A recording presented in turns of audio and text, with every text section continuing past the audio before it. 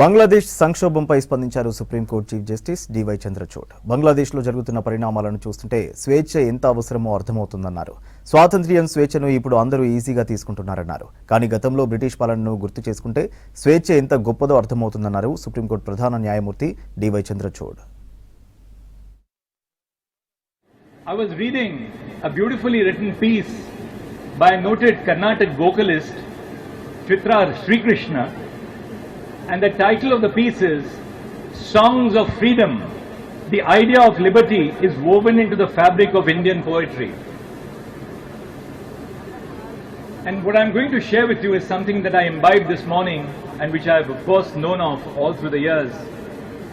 In 500 CE, Tiruvalluvar, in his classical Thirukkural, used three phrases. Inmayin, Innatatu, Yadenin, what is worse than poverty? That's the constitutional question which Dr. Ambedkar asked us, what is worse than poverty?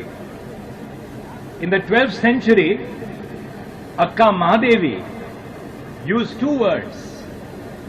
She said, Chenna Mallikarjuna, which means God resides in her heart. Now when she said that God resides in her heart, she was not making a statement of religion or spirituality as much as a statement for the emancipation of women, the autonomy of women, the dignity of women. In the 14th century, Chokhamela, who belonged to the Mahar community, wrote that famous devotional hymn, which is folklore to all of us coming from Maharashtra, Abir Gulala Udayita Ranga Ranga. And what he meant by that was, he referred to the deity dancing outside a temple amidst gulal being thrown and saying, please give me at least a glimpse of the deity. Kabir spoke of the Nirguni Bhajan.